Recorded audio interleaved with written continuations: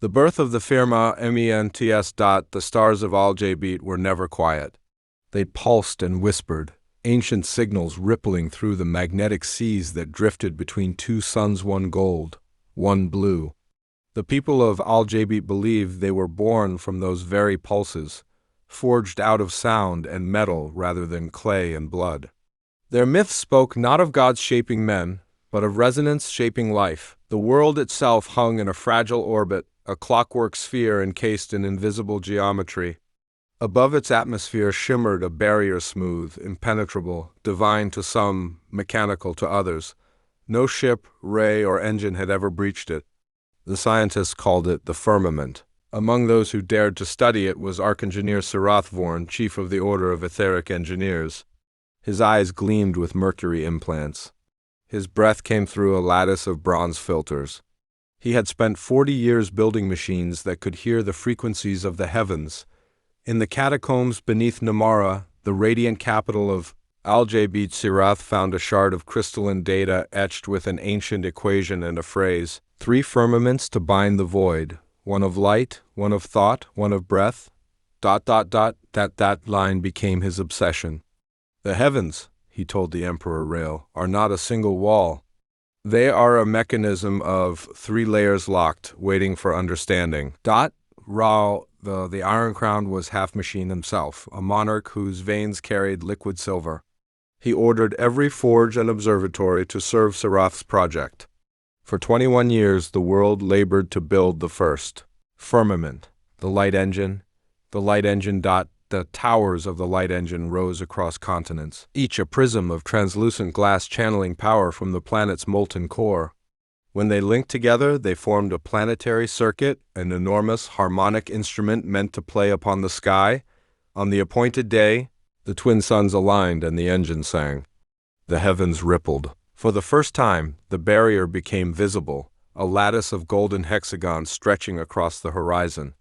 The people wept with awe, but celebration turned to fear. Beyond the shining grid, distant stars flickered out one by one as if some colossal presence had stirred. Sarath warned the Emperor. The barrier answered, "We have awakened something." Rael only smiled through the gleam of his mechanical mask. "Then let it watch us rise. The mind gate. To reach the second firmament, Sarath built inward rather than upward. He designed the cerebroscope, a circlet of copper filaments that joined minds through resonance. When thousands wore it, they became a single network of thought, the mind gate. Knowledge flowed faster than speech. Empathy bound the empire. For a moment, Al-Jabeet tasted utopia. Then came the echoes, alien thoughts bleeding into the network. Do not open the third. The warning echoed across every connected mind. Cities panicked. The Emperor silenced dissent, claiming the echoes were the lies of frightened stars. Sarath begged him to stop. The first firmament was light, the second is thought. The third will be breath life itself. If we pierce that, nothing will separate us from the void. Rael decreed the opposite. Then we shall breathe as gods. The resonant cataclysm. During the great alignment, both firmaments were activated together. Twin suns fused their beams upon the tower of resonance. For a heartbeat, all minds and all machines harmonized. Al-Jabeet saw the universe unveiled, an endless dark sea filled with countless eyes gazing back. The tower shattered, light inverted. Half the world vanished into a perfect sphere of nothingness. The remaining hemisphere burned and froze at once. Sarath's final message, carved into the wreckage, read, The third firmament must be forged from what remains, or all will return to the void. Thus ended the first age of Al-Jabeet. The engines of heaven. Centuries later, the survivors lived among ruins that still glowed faintly at night. The once bright towers were now mountains of rust. Children were taught to fear the sky. Priests prayed to the eyes beyond. Among the scavenger tribes of the desert rose a young mechanic named Som. She scavenged relics of the old order, mercury wires, glass batteries, fragments of harmonic stone, and sold them to traders. One day, beneath a collapsed observatory, she found a sphere still humming softly, a resonant core of the light engine. When she touched it, visions flooded her mind. Sarath's voice, broken yet clear. The third firmament awaits. Arwaya brought the core to Master Halen, one of the last surviving scholars of the Order of Etheric Engineers. His eyes widened at the sight. This is impossible. The light engine died centuries ago. It's still singing, Arya said. And it's calling. Together they rebuilt a fraction of the old technology in the hidden city of Caratha settlement carved into the ribs of a fossilized airship. The machines hummed again, faintly waking after hundreds of silent years, but something else awoke with them. Across the deserts, lightning storms formed in clear skies. Metallic rain fell droplets of quicksilver. The firmament shimmered once more. The children of the echo. As energy returned, so did the whispers. Through Arya's dreams came the same voice that once haunted the mind gate. You should not breathe the void. She learned of others who heard it too, dreamers known as the children of the echo, scattered across the surviving nations. They claimed to remember lives they never lived, working under twin suns, hearing the light engine's first song. The consciousness of old Al-Jabeet was returning through them when Arya and Halen activated the repaired core. A map appeared in the air coordinates pointing to the equatorial ruins of Namara, the fallen capital. That's where the second firmament still sleeps, Halen said. The mind gate. The journey was perilous. Magnetic storms swept the wasteland, and ancient war machines' automatons left over from Rael's reign still roamed, protecting nothing but memory. Yet Arya pressed on, guided by the hum of the core in her satchel. The ruins of Namara. They reached the capital's broken towers. Beneath layers of sand, they found the shattered cerebroscope array. When Arya touched one of its bronze tendrils, the device flared alive, projecting ghost images of thousands of minds-frozen echoes of the day of destruction. Among them appeared a figure, Sarath Vorn himself, preserved as a resonant echo. If you can hear me, his voice said, then the second firmament still endures within the human mind. The third must be born not of machine, but of unity.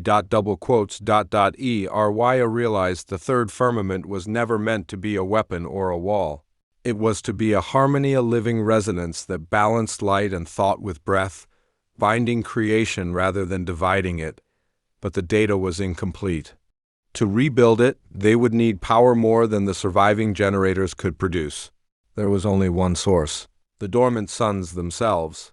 The engines of heaven. At the poles of Al-Jabeet stood colossal orbiting reactors, known as the engines of heaven, constructs built by Rael to draw energy directly from the twin stars.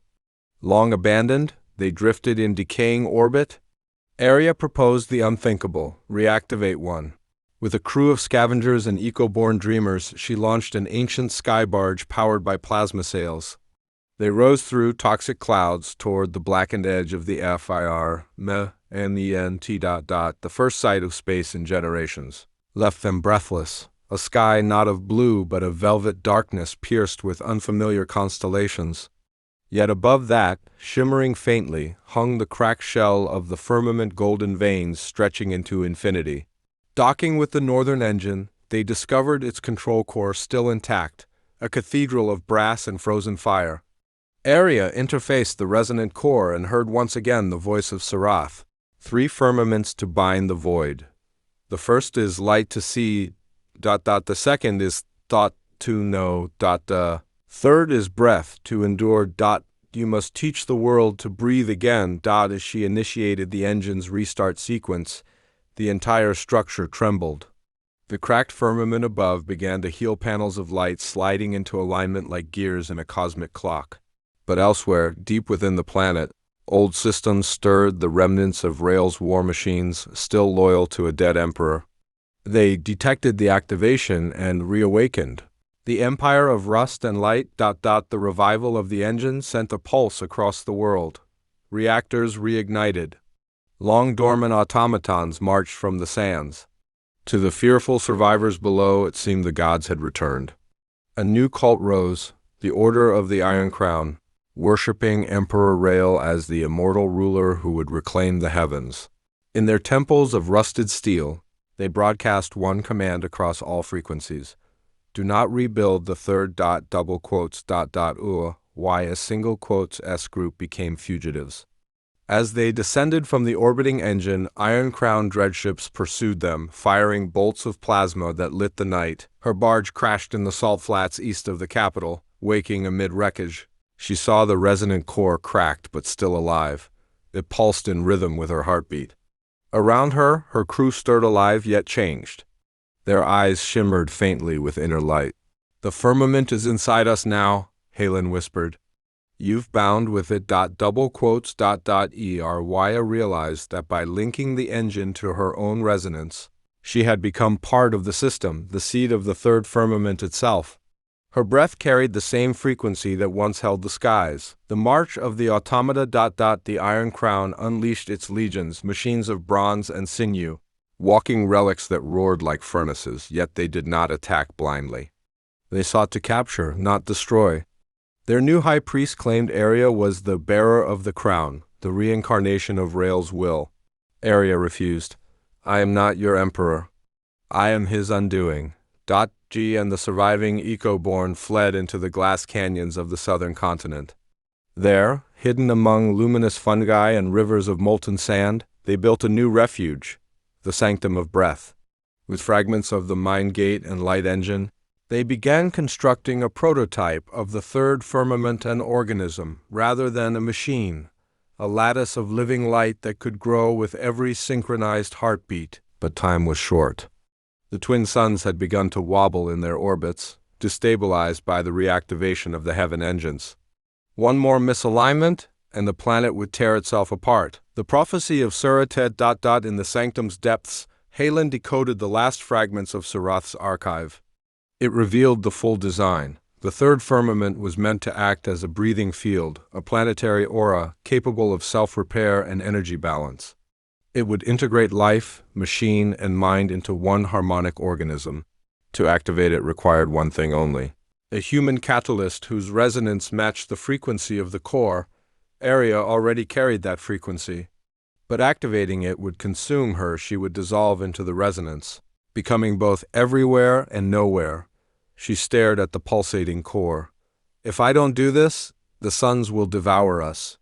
If I do, I vanish." Halen placed a trembling hand on her shoulder. "Then you will become the breath of Al-Jabeet." Surath's dream fulfilled. Side, the sky turned crimson. The firmament groaned like breaking glass. The Iron Crown's armies marched closer, engines screaming hymns of devotion to their absent emperor. Arya took a deep breath and stepped into the heart of the third firmament prototype. Light rose around her in threads, weaving through her skin. She felt the pulse of every living thing on the planet, their fear, their hope, their tiny sparks of warmth in the cosmic cold. The last thing she heard was Surath's voice, faint and proud. "Now the heavens shall breathe."